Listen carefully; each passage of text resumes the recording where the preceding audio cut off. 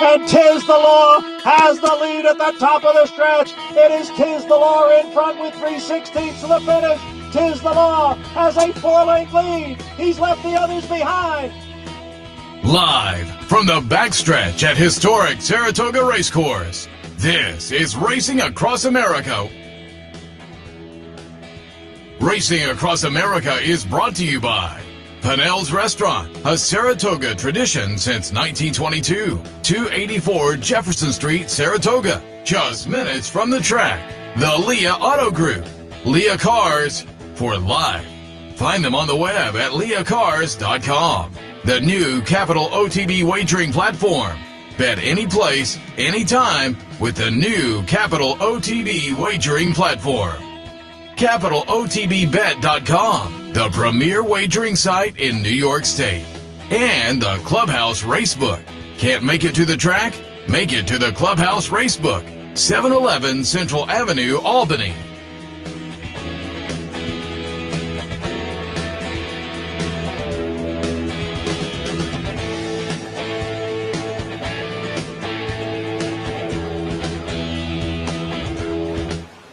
Good morning and welcome to the Thursday edition of Racing Across America. It's Alabama weekend here at Saratoga, week 6. Where does the time go? I believe today is the 24th racing day, and it is a wet one. There is no doubt about it as I look outside our tent here off of Clare Court, which is closed, by the way. Our good buddy Mark Hennig, and I'll bring in my partner here today on the Thursday edition of Racing Across America, Anthony Mormino, as our good buddy, Johnny on the spot, Mark Hennig, who's always looking over our shoulder and helping us out. Current situation, the tunnel in Clare Court is flooded and will not be accessible by vehicle until after training. Hopefully Rob Atras and his wife Brittany got out before I see them coming through the tunnel every day. Well, the rumor has it we can't see, but there's a vehicle that didn't get the Mark Hennig tweet. Well, it's funny. I came in today off Nelson Avenue today and took the right turn, and there was no one there immediately. And I took the quick right turn to get into the set here, and they thought I was, trying to infiltrate the perimeter there. And I'm like, no, I'm just going here. I don't want to go through that. Don't worry about it. But man, live, it is raining. We should say that where we are, where Clare Court is, and how the tunnel works. It's probably, and I haven't been everywhere, the first thing that floods here all the time.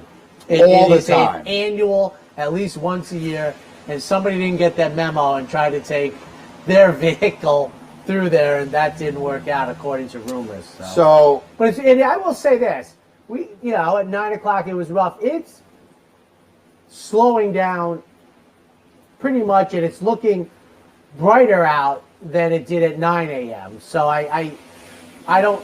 It's only pouring right now. I'm looking at the weather here. It's not going to improve. No, but we're down to 40% at 1 o'clock, so that's beneficial. 50% at 5 o'clock. The damage has already been done. The damage has been done. Now it's just about if we could have the races and it's somewhat enjoyable and safe for the horses and the jockeys. And you can find a spot, because one of the things is, it's not that riveting, but the horizontals, I guess they move on. To me, I think of like one punch exactas. I think we're going to have, if I said at least 4 races with fewer than 6 or fewer. Yeah, we're hopeful. There's going to be some short fields here today. There were some short fields on paper when they drew the race. We think the 10th, the final one, will be apt to stay pretty much intact, even with no MTOs. But, they're going to give us odds. We're going to be able to bet. And, I had a trifecta play last week which was smaller than the usual ones. I said, well, because the field size is smaller. You have to be willing to move and groove with the conditions. And if it's a 5-horse field and I don't like the 2 to 5 shot and there's a 1-punch exacta for like $30, I'm now interested in that race. Yeah, I agree, and you're just going to have to take it as it comes today. Okay, so here's the on-the-fly kind of format which we're coming up with here. Big doings at York yesterday. We're going to show the Juddmonte International in a bit. Mishriff, who is, Is he the best horse in the world? What else do you want him to do? He wins a Saudi Cup. He beats Charlatan and Knicks Go. Now he wins the Juddmonte. He won the race at Maidan for $5 million. He's rumored now to be in play for the Breeders' Cup. He's the horse of the world. He's a horse of the world. He's never run over here, but we'll show that in a bit. Gerald Love, who now seems to be off the bridle as a 4-year-old. She wasn't supposed to run yesterday. We'll talk about that in a second. We're going to talk about the Alabama, too. They drew that yesterday. Excuse me. Got a 7-pack in the Alabama. We'll talk about that. Malathat trying to reaffirm herself as division leader. And we are hopeful that, is it the bottom of the hour at 10:30? I always get that. That's the same. Okay. Yeah, that's what I'm saying. That's We're hopeful. The bottom of the hour. The bottom of the hour. We're going to have scratches, and what our plan is to do. And okay, Naira has now updated their scratch board to with the, you know what I'm talking about, yes, which tells me scratches will be coming out soon. Our plan is to double back and actually talk about the off the turf races that we really, we talked about them during the handicappers report. Tepidly. So our plan is to double back around and talk about these races once we get the scratches, which we are hopeful we will get in the second half of this Racing Across America program. That will be dramatically affected. We think the last one might be less affected than the others. 3, 7, 8 is off the turf. The good thing for early pick 5 players, there's only 1 race. Yeah. 3, 7, and 8. There's only one race in the sequence. 3, 7, 8, 10. Okay. There's only 1 race in the early pick 5 sequence that was on the turf. So, I mean, that's good. If that's nothing something else. The late pick 5 is probably going to get buried. I mentioned to you during the handicappers report, it might not be a bad day to put yourself together a $36 pick 6. Absolutely. You don't pack it in. Bottomed out races. You don't pack it in. You change and you watch and you make adjustments and you go forward. It's like, trust me, it won't take you long. You find, you talk to people, and the best day at the racetrack was a day like this. There are always opportunities. The opportunities are different, probably, because field size is usually very important to making a score, and you might not have that except in the 10th today, but it's still, I don't want to be outside getting pelted on, but watching it on a monitor will still be enjoyable. I have a longtime friend who I respect his opinion greatly, and he loves to play on off-track days. I mean, it's, people think they have an edge. If by all means, jump in, because I would say it's a better. Now I'm going to guess that he would be a horizontal player because it's less good for tries. Horizontal stuff, sure. You can. Yeah, you're it's out. Still, I'm out. Yeah, you're in a bad spot. This is the bane of how I play the game, existence. But a horizontal person, you can still make the edge work for you. I find it hard to make it work for me because there's just not opportunities in a trifecta when you have a 6-horse field. No, I agree. Field. But a horizontal, you can still make it work for you, and that's the important thing. Brian, do we have the Juddmonte? Okay, so here's what we're going to do. You should tell him we love. Yeah, Anthony and I love our European racing. They run the Eberfest at York this week. They've got the Yorkshire Oaks today with Snowfall. It's a race the great Enable has won before. You look at the who's who that's won the Yorkshire Oaks. 10:35. What's funny about the Oaks is, right, we hear Oaks, we think 3-year-old fillies. 3-year-olds and up. Fillies and bear race. In the Yorkshire Oaks, which I think is the most heralded Oaks race, like you don't hear the Epsom Oaks that much. The Yorkshire Oaks is the premier Oaks race, I think, in the continent and the islands in Europe. But you have to be dialed into the idea that it's really a race for the 3-year-olds and up. It is a race for the 3-year-olds and up, which might not be your first thought. What was that? That was Ouija board. I think she that would be a stop for her, and that's what dialed it into me. That it can't be for 3-year-olds because she's not a 3-year-old, and that's great Ouija board. Yeah, something else.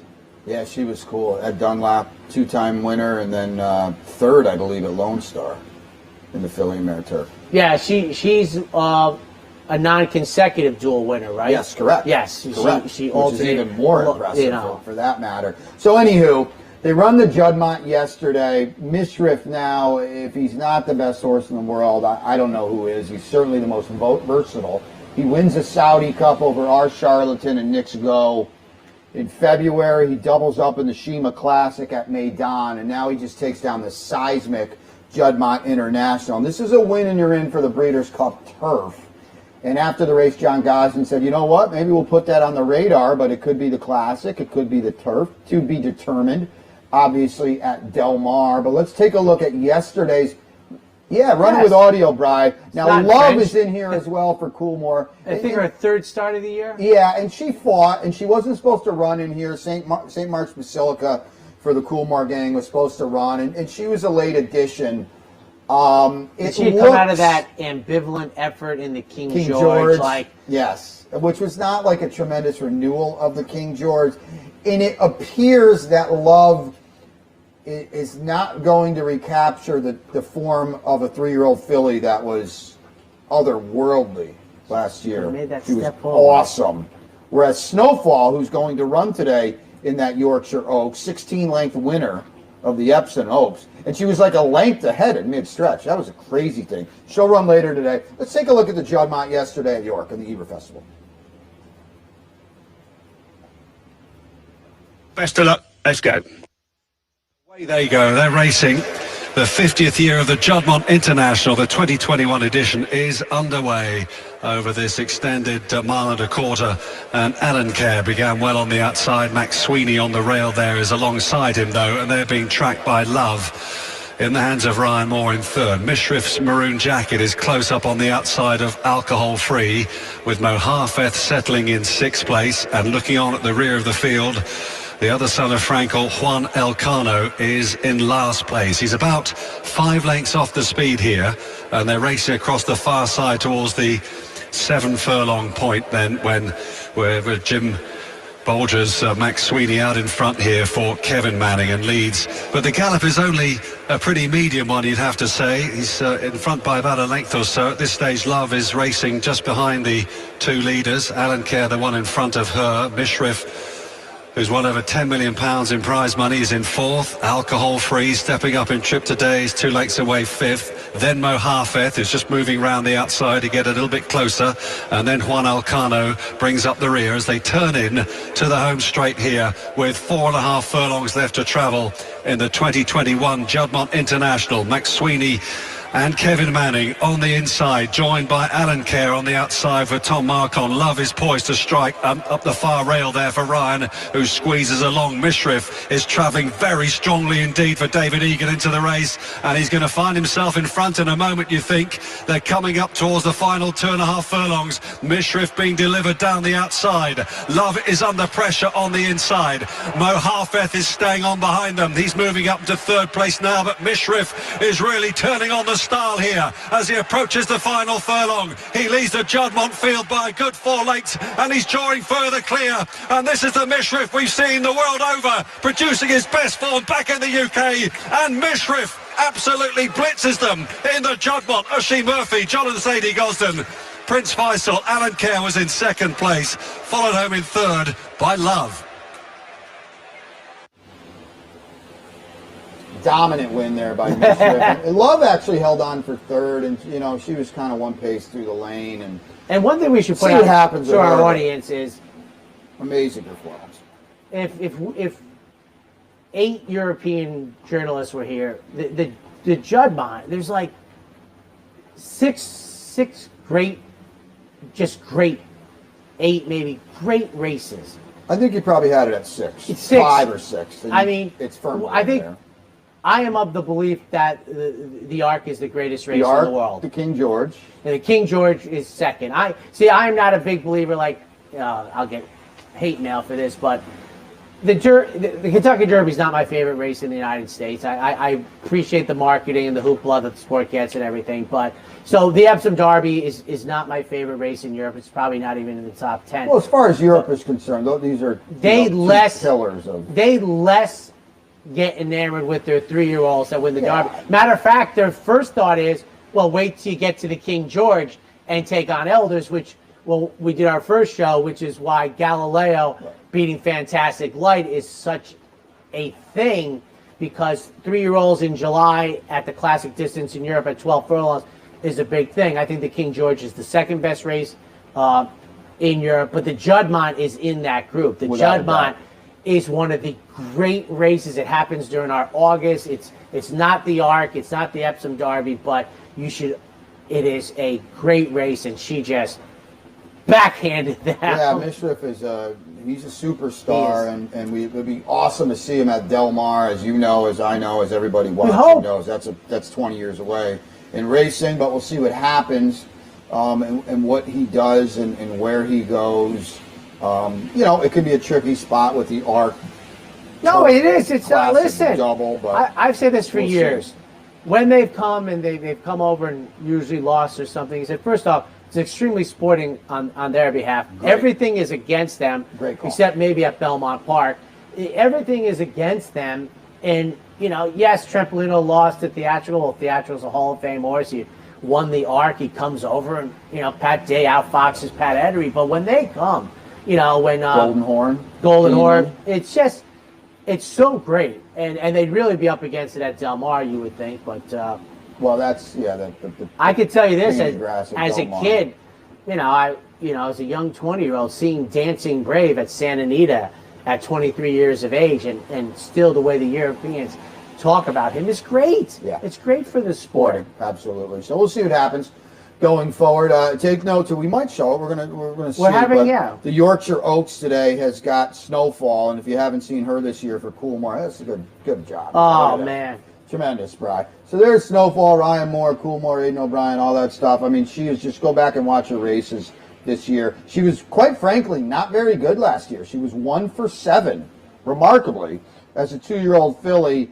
I was thinking for the light certainly went on. The light bulb certainly went on this year. What are the biggest filly races? Because you have to understand, in Europe, the fillies run against the boys in the big races with great regularity. Is this it for them? As a 3-year-old? Well, obviously. No, what are the best? As a 2-year-old? No, the best 3-year-old and up filly and mare races in Europe. Because you have the Prix d'Opera, the Prix d'Ain in France. The distance depends, but you've obviously got the Prix de l'Opera on Arc Day, the Le Moreau and things like that. This is pretty big. That might actually be. The Prix Rothschild, excuse me. Oh, the Rothschild, okay. But again, those are not distance races. No. This is pretty big. So this is about 10:35. We might show that. I think we are going to show that, obviously. That's exciting because Snowfall is 3 for 3 this year. Good stuff, Brian. Thank you. So let's take a break here on the Thursday edition of a work in progress racing across America. We've got Alabama to talk about when we come back, and we're hopeful to get into the card later on these off-the-turf races. Scratches to be determined. Stay tuned. We'll be back with you on Racing Across America. Welcome to the West. I'm Scott Varley at Saratoga's latest and greatest high-rise luxury condo. Starting in the mid-5s, every condo here has 2 bedrooms and 2 baths and upgrades just like this. Check out these oversized private balconies. We also have a gym, a private lounge, and get this, a heated parking garage. To make a reservation for your private condo at the West, call or text me. I'm Scott Varley at 518-281-6808. Welcome to Albany County, an incredible destination to live, work, and play, with easy connections to more than a dozen cities from our vibrant modern airport. It's a short trip downtown to a hive of culture and amusement, from world-class shows at the newly renovated Times Union Center to reliving the past at the New York State Museum. From outdoor recreation to shopping to nightlife, Albany County has something for everyone. We'll see you soon. For 4 generations and looking forward to a 5th, Bruce Cerrone and his family have continued their 99-year tradition of delighting their faithful following with the finest authentic Italian recipes made with the freshest ingredients. Some things have changed in the last 99 years, but not Pinnell's commitment to the finest in Italian cuisine. Pinnell's Italian Restaurant, a Saratoga tradition since 1922. 284 Jefferson Street, just minutes from the track.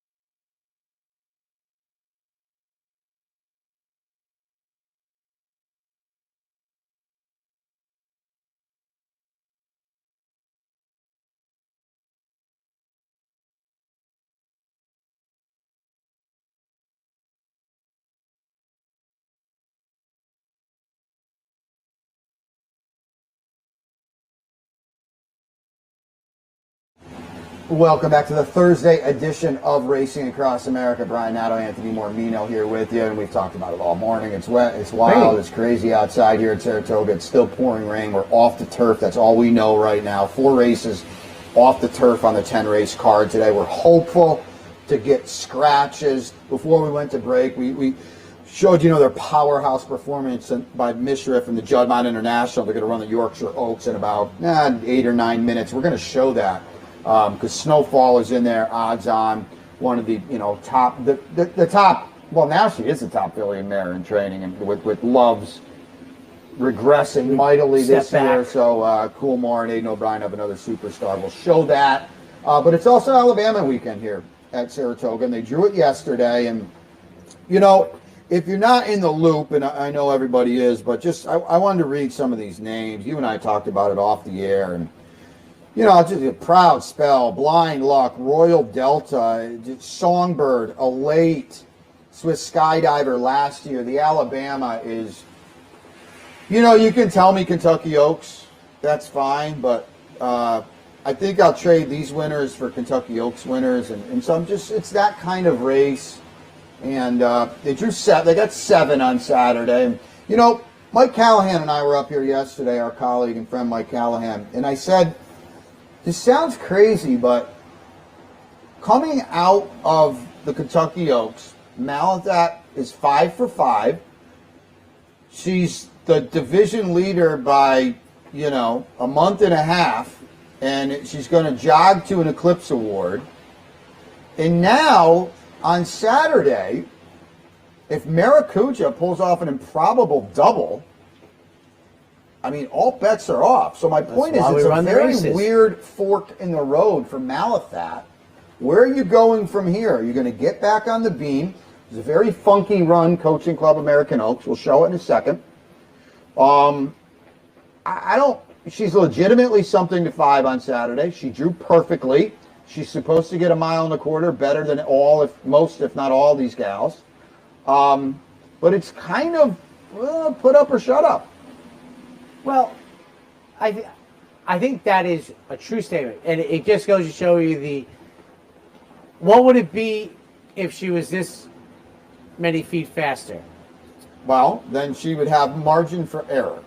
It is amazing in our sport how 1.5 yards or less than a yard. It's a great point. Is so vital. She wins the Coaching Club American Oaks photo. She gets to stub her toe on Saturday. Agreed. But those 4 feet completely change. 4 feet in a 9-furlong race changes so much going forward. One thing I do think, if I was an Eclipse Award voter, which I'm not, is if she wins the Alabama, that kind of negates the head loss. The head loss looks better followed up by winning the Alabama. Yeah. That it's boom. Now it looks worse if you run less well and you go backward. And I might sound like goofy thinking out there, but I stand by it. I think she kind of erases the defeat with a win. So I think there's a lot of people, it was her first start since the Oaks. As I mentioned, it was a 4-horse CCA. It was a funky run race. They took shots at her the whole way. But, there's 2 different ways to look at it. Yeah, okay, they took shots at her the whole way. And she was the inside speed, and that's not her trip. But you know who was taking shots at her the whole way? The winner. The winner. The winner. The winner. A touch gold Belmont trip for the winner. The winner was a rarity that, against a strong favorite, did the work and gets the laurels. Well, did the work, dropped back, and then came back at her. Touch gold in the Belmont. You never, ever, ever see that trip. Chris McCarron's got touch gold on the lead of the Belmont, backs off, the stablemate Wild Rush goes, he loops on the outside, goes around. You never, ever see that trip work out to a winning one in racing. So you cannot take anything away from her. I don't care if you want to tell me Malathat was short, if she was prepping for this. I don't disagree with any of those scenarios. She was also 5 for 5 in a Kentucky Oaks winner and drilled Maracuja comfortably. You have to give Maracuja a lot of credit. And she's back to battle here as well. She's I think better the race than sets ever. up differently for Malathaat, which I think is very important. Well, so played hard for Phil Bauer and Richard Rigney is the loose controlling speed in here. There is no speed in this race whatsoever. Malathaat is perfectly drawn outside of her. Malathaat is tactical. There are absolutely no excuses whatsoever on Saturday for Malathaat, and I agree with you. You can almost draw a line through the coaching club. It might sound weird, but it's just not going to play out that way on Saturday, I think there's more than... Yeah, run it, Brian. Great. There's more than one person. Let's take a look at the coaching club. The Malathaat, that was her best performance. Yeah, you can argue that. You can argue that. I don't think it's easy. So Mal. Waiting now for rock, paper, scissors, and Clairiere. You're not going to see a lot of 47s here going 9. Enjoy the day here, by the way, in the sunshine. Oh my goodness, this is not a live shot. So here's Clairiere on the outside, the Stone Street Silks, and here's Maracuja. The 2. Who breaks better. And now just cruises, and Johnny V, to me, is like, well, this is my game then. And I like this ride. Yes, absolutely. They left the space open, didn't seal the rail. It's like, I'll take the space. I fall almost because he got that space, went from a deficit to an advantage on the racetrack lengthwise. I would rather have Maracuja's trip, generally speaking, but one of these horses is 14-1, and one of them is even money. And, So here's Ricardo pressing Malathaat while Clairiere is, in the perfect catbird seat. And this is where the race changes a little bit. That was not the move. I did not like. So Ira takes it up here. And I'm like, but she takes it to her, which, I was a non-believer in and now Clairiere. you're thinking, okay, Maracuja. Well, Maracuja, she's, 14-1. This never works. Like, this is the re-rally that kills you the last 1/8 of a mile. Right. This is using the energy. You've used a little early. Now, just looking toward. Wasn't that Clariere's time right there? Well, wasn't that it?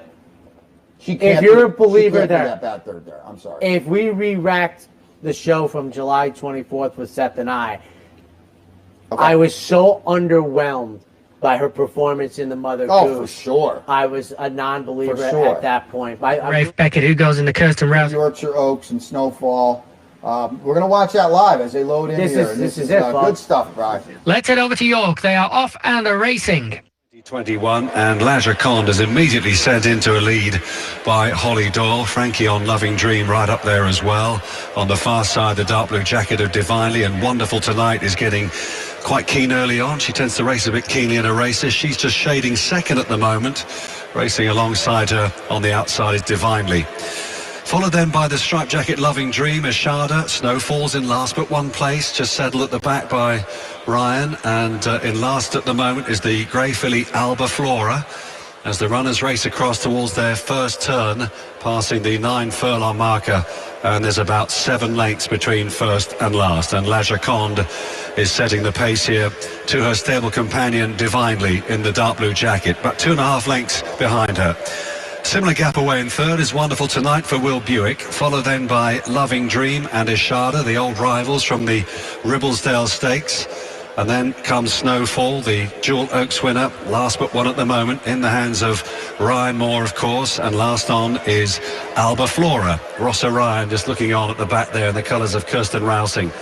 And they're racing now and past the halfway point of the race here in the Darley Yorkshire Oaks.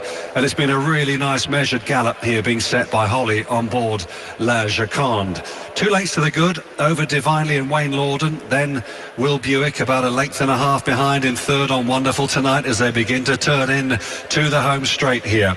In fourth then is Loving Dream. Eshada just being shaken up on the inside now. Snowfall is beginning to close up on these leaders, and she moves up pretty stylishly at the back there. Alba Flora the Greys passing Loving Dream as well. Now the race is unfolding, and it's Wonderful Tonight on the near side who's taken over, but Snowfall is going with her with absolutely effortless ease here and comes sweeping through to take over, and Snowfall passing the 2 furlong marker is beginning to open up on them here in the Darley Yorkshire Oaks. Ryan Moore goes up by about 5-6 lengths from Wonderful Tonight and Alba Flora, with running on behind them Laja Kond. Snowfall though is in a different league here today, and she's coming home to turn the Darley Yorkshire Oaks into a procession. How special is this filly? Snowfall goes on to win yet again from Alba Flora, a gallant second, then Laja Kond, and Wonderful Tonight back in fourth. 7152 in the Darley Yorkshire Oaks of 2020.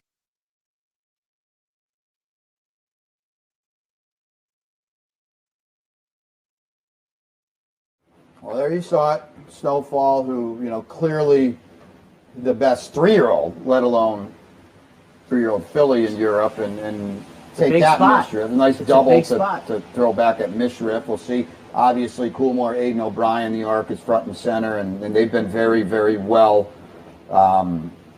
Always target the Breeders' Cup as well, so keep that in mind. But she looks like an absolute superstar. Goes to 4 for 4 on the year. Older fillies and mares in that race as well. So, even though it's at Oaks, as you mentioned. You have to think, and one thing I liked was it was a rarity where they took the non-pan shot for a moment, but you could see how compact her stride, she was almost like launching herself as she began to quicken, and she grabbed the race by the throat in like a furlong, and then she just carried them to the line. But she was second to last entering the stretch, and the stretch is longer than ours would be, and she just really gobbled up the field in about 1/8 of a mile and had this daylight lead for at least 1/4 of a mile. Yeah. So I mean, it just, Ryan Moore, it's got to be Ryan Moore, right? Yes. He just rode her confidently. Like we think, you just have to reorientate your thinking. But at the top of the stretch, you're like deep waters, and 1/8 of a mile later, you're like, it's over. It's like a George Foreman, Joe Frazier fight. Won her seasonal debut in a Group 3. That must have been the warm-up. At 14-1. Won the Epsom Oaks. Not at 14-1. 11-2. And now 2-7 in the Irish Oaks. But this is a much bigger deal. Much bigger. The Epsom Oaks is obviously a stalwart 3-year-old filly race. The Irish Oaks, like the Derby, is not a very good race. And remember, I don't know if you remember this, you probably do, 3 or 4 years ago, they were actually pining if they would downgrade the Irish Derby. Because Aiden O'Brien runs like 8 horses in it, and they get like 3 others. And then, so my point being, to win the Yorkshire Oaks today, older fillies and mares moment. In that race is a bigger deal. Much bigger. And you see now Snowfall, I would say the anti-post favorite now for the Yes, York. I would say it's to me like the equal of, you say to me, I want to win the Epsom Derby or the King George. I want to win the King George. 1,000,000%. It's not even close. You want to win the Travers or the Belmont? I know they're both 3-year-old races, but you want to win the Travers or the Preakness? I don't think that's the fair. I think you want to win the Belmont, you want to win the Travers or the Breeders' Cup Classic. Okay. That's how it works for me. That's why I think the Breeders' Cup Classic is the greatest race in our country. Yeah, I agree with that. I mean, it's the greatest race. I mean, I hear all the other stuff and I get it, but I'm like, it's not the best race. Stiffs win the Kentucky Derby. Not too many stiffs win the Breeders' Cup Classic. Agree. Yes, I agree with that. There haven't been too many stiffs win the King George. That's not going to happen. It's not going to happen. You can't win it. It's not going to happen. It's the race. I think Swain won it back-to-back, right? Yeah. And obviously, we showed the Galileo fantastic light throwdown. As good as it gets. Delamy win that? Yeah. I mean, it's we'll bring that up during the break. Tremendous. Brian and the Chuck, great job showing Thank that you live. so much. Great job bringing the CCA up, too, because your 2 fearless leaders today are really a work in progress. Treading water. Second break on Racing Across America. We're trying to get scratches. We think it's possible. When we come back.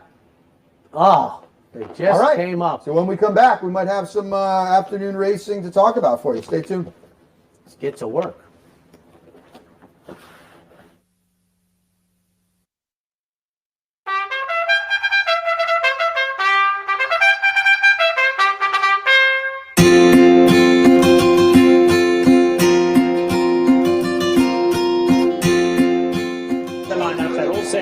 the juvenile fillies to 14 of them across the track. Is set on their way. End of the dance on the outside, broke a little sideways, broke KK, but meanwhile it's going to be stopped. But running on now, and Somali Lemonade's got 8 to make up. They come to the top of the lane, stop, Shopping Maria's got a lot left. Stop, Shopping Maria goes on, Sweet Cat is right there, hard not to right, Royal Body is running on. Past the 8 ball, they come, stop, Shopping Maria for the run, still under a hand ride as they come to the 16th. Stephanie's Kitten coming out late, here's Stephanie's Kitten coming fast. Stephanie's Kitten, stop, Shopping Maria. Stephanie's Kitten's watered.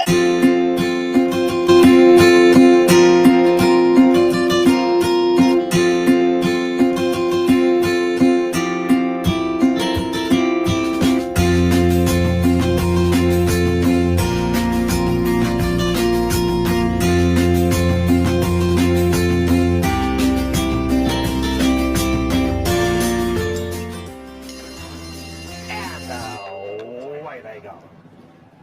Watched the chances, broke smartly, but so did Terra from the Cape. On the inside, Sky Lantern the Grey going well. If he can get through. Sky Lantern the Grey looking for somewhere to run. Wide open. It's Terra from the Cape hanging on. Terra from the Cape tries to go all the way. On the outside now, here comes Flotilla in the light blue. Flotilla is absolutely flying. Watch the chances in there too. But Flotilla has gone right on by. And Flotilla is coming home to score. Flotilla has won it just about 2 in the end. It'll be Watch the Chances, Summer of Fun coming on to finish her.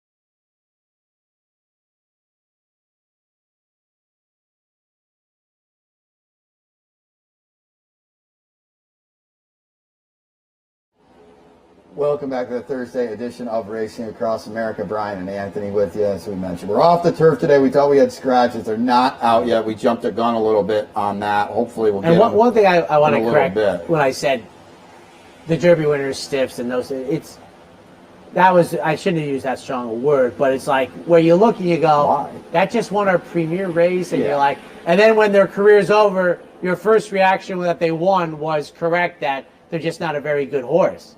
The record will show you won the one race that my sisters will know the winner of, but you are not a very good horse. You did not, you never won again. We got a list of those, or your record is just god awful. That's what I mean by a stiff. But you take a look at here's the 7-year run of the King George from 95 to 2001. Lamtara, Pentire, Swain, Delamy, Montjou, Galileo. I mean, that's as good as it gets. Let's add Hurricane Run in there. Conduit won our Breeders' Cup Turf twice.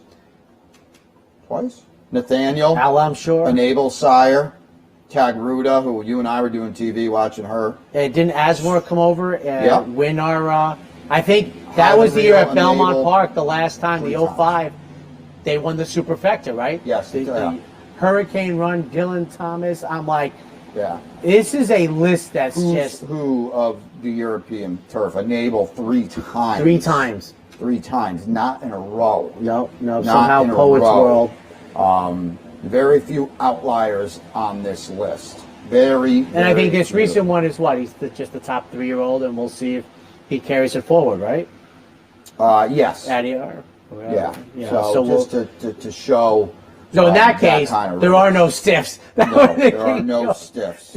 Really, and it's only a race. You talk about European racing. You know, obviously the Epsom Derby is like 250 years old.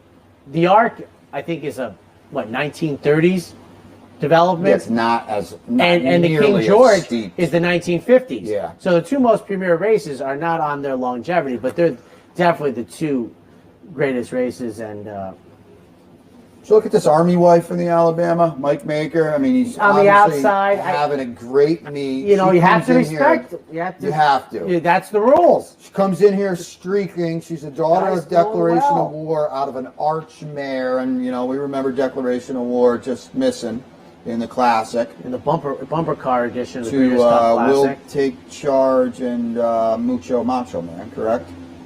Bayern? Was that Bayern? Bayern and King of New York? I think so. Okay. I think so. The ill-fated, awesome. Didn't Mucho Macho Man win in the middle of the track with some space? Yeah, but O'Brien had one of those horses. Yeah, but Declaration of War went ding dong, ding dong. Okay. I thought that was the shared belief Bayern won. The left turn Classic. Yeah, that's okay. So Army Wife comes in here. I talked to Mike Welsh yesterday on Racing Across. It would certainly be the horse that I would reach to, but you already touched on the horse that I am probably going to Played reach hard. To. She's loose in here. The Trip. She's a track and distance, not distance, excuse me. She's a 2-turn winner over our main track. She's a controlling speed. She's buy into mischief with the galloper on the bottom and Tisnow. We'll just throw 12s at you all day. All day. And she's getting pretty good for Phil Bauer. And it's not easy to break your maiden, come straight to Saratoga and blast a 1X. Older 1X too. And I think she's interesting. It's easier when they let you lope on the front.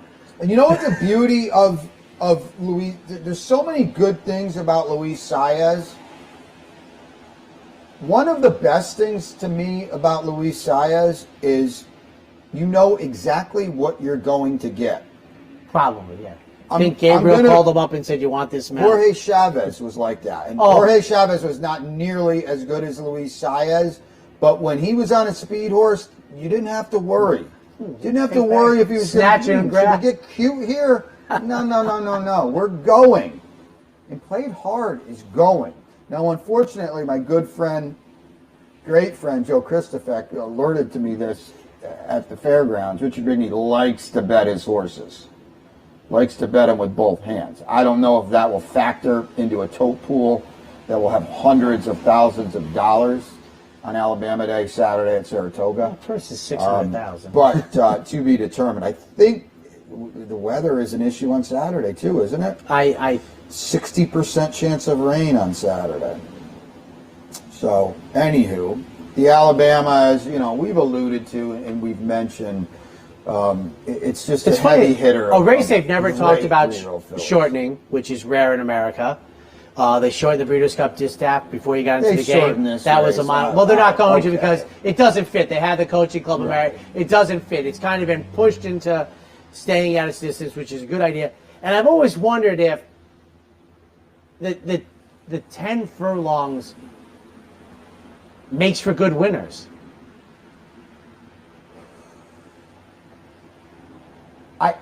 In the middle of the summer, like it's kind of like the King George. You have to be a good winner. You have to be a good horse to win at 10 It's like furlongs. you can't sneak it, you can't rob it, you can't steal it, you can't get away with one or something. You really, Jose Ortiz has won 3 of the last 4 Alabamas. His brother has not won one, Irad. Jose has won 3 of the last 4. I don't know if that's a thing or not, but Javier Castellanos had a heck of a record in the Travers. A mile and a quarter is a little different. It is a little different. These jockeys are, especially up here, you're going to run that race twice a meet. In the Travers a week from Saturday, and in the Alabama this Saturday. So maybe it's a thing. He's down inside of Crazy Beautiful. Well, we have the Jockey Club Gold Cup. Didn't you say that Saratoga Cup Saratoga came out of mile and a quarter? Absolutely. I love mile and a quarter because it starts at the 8th pole for the fans, which I like that. But it's a classic distance. And I just think there has to be a foundation, whether it's pedigree or training or something, that last 1/8 of a mile can really separate winners. I mean, I try to think, I know in my youth, the Alabama had some great renewals. I mean, just before the Kentucky Oaks really got going, the Alabama was a great race. It might have been because by then, the middle of your 3-year-old season, you're probably who you're going to be. Sure. Versus April 30th or May 2nd. Sure.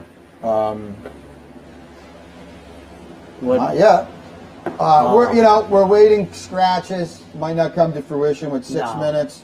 And Bry's on the ball. Here are the scratches. So I'll just read them out to everybody for that matter. Well, I want to, if you hold a second, because I want to visually go through how decimated or so not we're just decimated. going to read the scratches for these off-the-turf races, and we'll talk about them as briefly as possible. In race 3, we scratched a 2. Corey scores.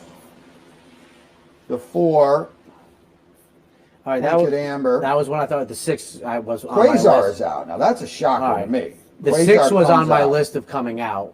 And the 7 comes out. Did the 6 come out? No. That was, okay. So let's just talk talk the about 7 came out. That was the Clement. I said, Yeah. I'm staying in. He's not. Let's talk about this race now. We'll go one by one. Here, Well, okay? yeah. I mean, so we've got 2 MTOs, Tenderness and Rosie's Peach. And 2 of the turf horses Quasar we comes thought out. would stay in didn't. The 5 and the 7. So we're left with a 5-horse field. Jen's Battle is in here. Sky Kitten, you talked about, hey, let's run her. She is. And Jasminesque is in here as well. No speed from the 9. Well, the 1's got to go. Tenderness. The 1 has got to go, and Jose and for Wayne Potts, and he'll put her They on can the figure lead. it out. And she's going to be very tough in here because She's she tough, now yeah. looks like the controlling Yes. speed. She's catching a couple turf gals. It's all 1/8 playing for her me name. now. It's all 1/8, the 3rd for me. Yeah. I mean, Rosie's Peach, the other MTO, will not be far out of it, and they could run around. I'd like the to track take a head-to-head, together. the 4 versus the 8. No, the 4 is out. Not the 4, the 3 and the 8. Okay. The 3 and the 8. The MTO versus the turf horse. Sky Kitten's got a little speed. Yes. But point being, Tenderness now looks something to 5, odds on to 5 in race 3. We go all the way to race 7 now. The late pick 5 is going to get blown apart, okay? Mass exodus in the late pick 5. All right. Scratches. The 1, Olympico, no surprise there. The 3, Shamrocket. The 4, Opry. The 8, Kinios. The 9, Gunnison. So we've got some horses of these. And certainly the MTOs. We thought had this race in a very... You mentioned the speed. Look at this. Tremendous, Brian. There Just it is. Tremendous. There you go, okay? The So as you can 10, see. which we thought could maybe stay together. It's gone. Tommy Shelby for my The buddy 8 AJ. gets obliterated. Tommy Shelby's the main track only for Diodoro. My buddy AJ's salivating to play Tommy Shelby. The 10. Clayton the Lionheart, you mentioned the speed there, is going to be a major player. The class drop on backside of the Moon. Dynadrive's got a good race in the slop 2 back. I had it 11, 5, 7, 10. You know, even Fortuity has got a big race in the slop at Churchill, a win. for Joe Sharp, who's come up here from Kentucky and had a nice yes. race. The 7 is problematic, and there's your race to spice things up. Very problematic. You see the scratches in the 8th. Lightning Lou is staying in. Who trains that guy? Let's try to win a trainer's title. So here's the 8th. Blown apart. We kind of figured that.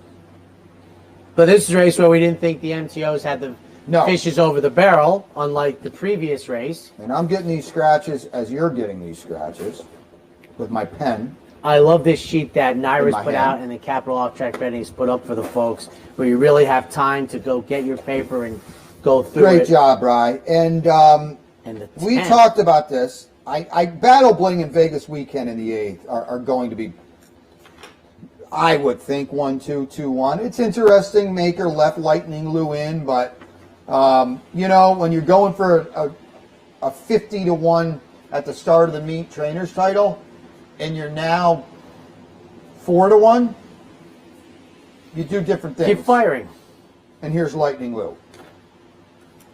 Sharpen your pencil for the finale, which we had sort of hung our hat on, that hoped could stay together. But what did we lose? Not. 7?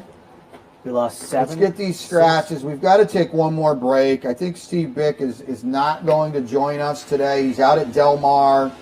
Word on the street was he came in a little hot after a hotel issue. Getting to San Diego wasn't easy. And not easy. Out on the left coast. Then you got the 3-hour thing, and first day can be tough. I make it often. First day can be tough. I do not sleep very much. I get myself on West Coast time ASAP. We always, me and my group of great friends, typically go the amateur route and hit hardest on the first night. You go the youthful route because you can. That too. Youthful. La Victoria and Pop the Bubbly, who you liked on turf. It's interesting. Chad leaves Marvelous Morning. But you were surprised. By Sindar. I'm not surprised that Pop the Bubbly stayed in. Haya Harry's in? Weird. That's They're why running for $85,000, so you know. That's what I always said. You discount that. Scratch your head of who's staying in. Miss Flintshire's in. I don't have to tell you. Miss Flintshire. You got that one. Final break on the Thursday edition of Racing Across America. Stay tuned. We'll wrap it in a few. Stopped raining. It did stop raining. For 4 generations and looking forward to a 5th, Bruce Cerrone and his family have continued their 99-year tradition of delighting their faithful following with the finest authentic Italian recipes made with the freshest ingredients. Some things have changed in the last 99 years, but not Pinnell's commitment to the finest in Italian cuisine. Pinnell's Italian Restaurant, a Saratoga tradition since 1922. 284 Jefferson Street, just minutes from the track.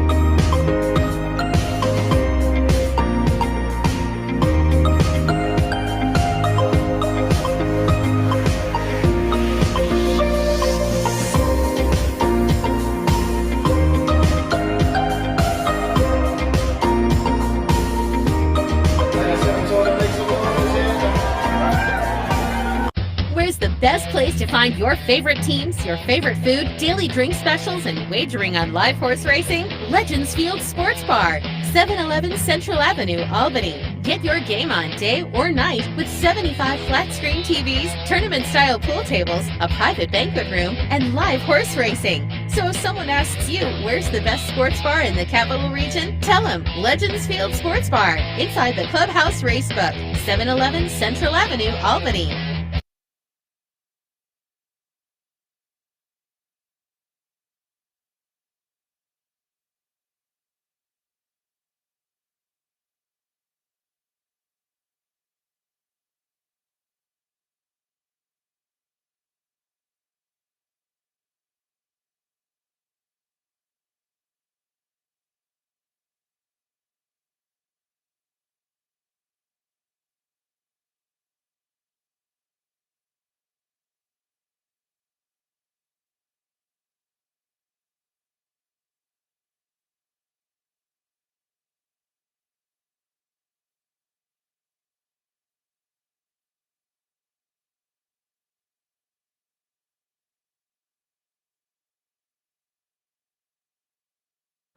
Welcome back to the Thursday edition of Racing Across America. Brian and Anthony with you. We're going to wrap it. I'm going to tell you I don't know if it came out. It isn't raining anymore. It's not raining anymore. And if you're watching right now and you've given us 123 minutes of your time, we golf clap to you. Thank you. Because admittedly, we were throwing a lot of stuff at the wall for Racing Across America today, seeing if it stuck. But the cool thing, thanks to Brian in the truck, that you got to see two great Europeans. Yesterday, Mishriff. Today, Snowfall. Names you will be hearing prominently the rest of the year. Hopefully, I'm not on Saturday, so hopefully we doped out the Alabama a little bit.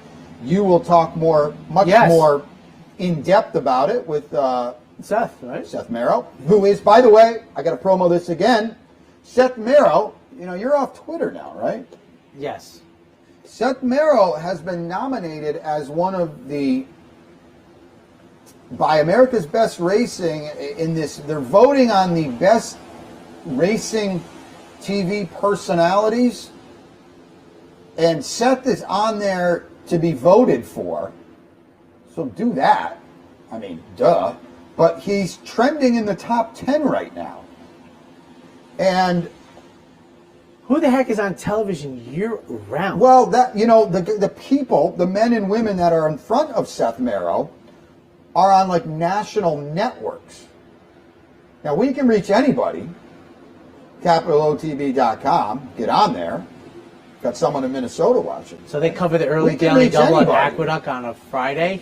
But you can't, you can't just turn on NBC and watch us. And Seth Merrow, our fearless leader and the hardest working guy in racing, 1 in 1A with Dave Brenning, is trending in the top 10. I think that's damn awesome. It is. So get on there and vote for him. Just do like a Google search or Twitter search, America's Best Racing and TV personalities or something like that.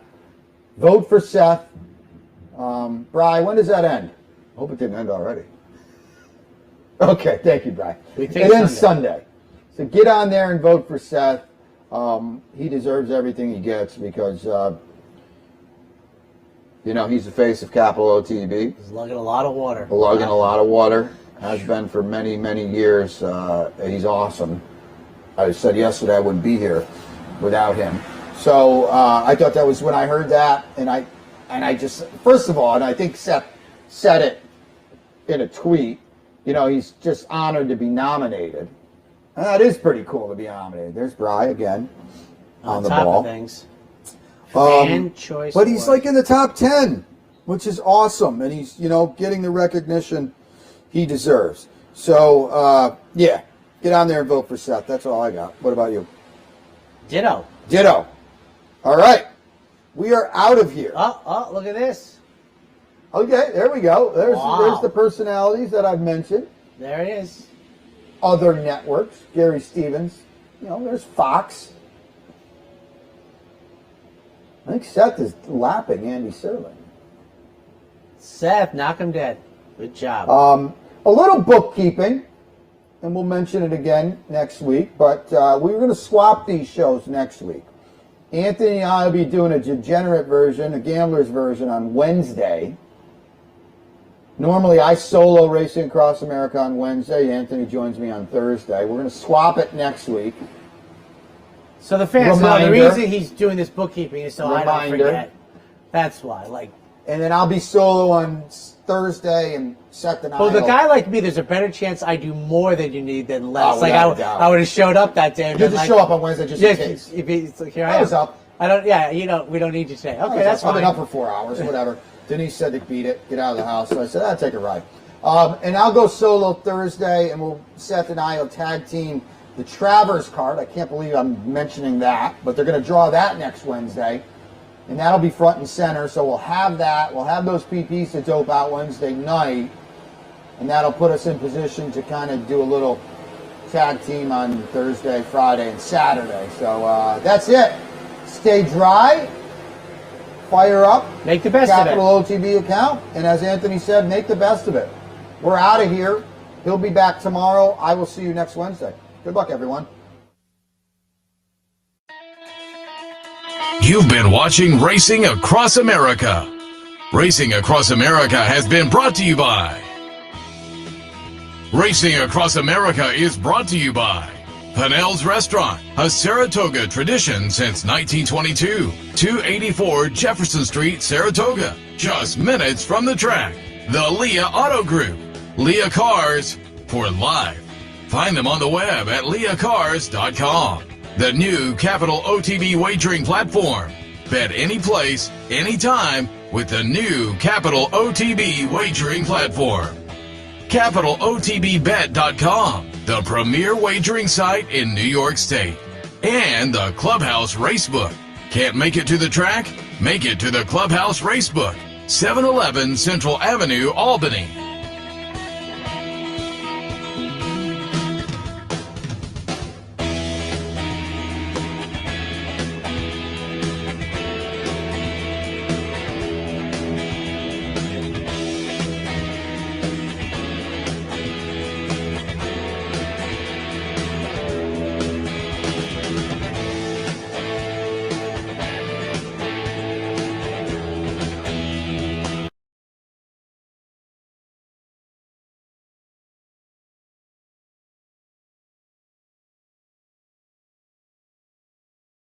Now, on the calendar, not the 40 days, but the calendar,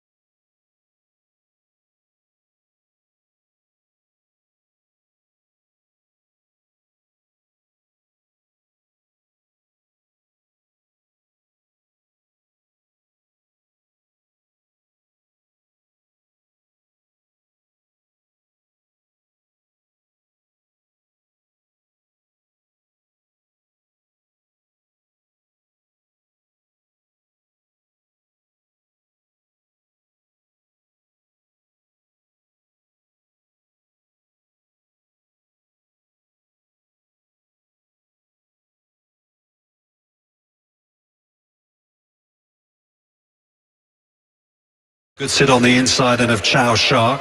The favourite at this stage, Maglev, is in the rear half, just being squeezed along now. Desert Angel's a little bit outpacing the green and white colours, as is the Dunkirk Lags and White Feathers Fall, I should say. And Trope Power is under a drive as well, having been outpaced. Coming down to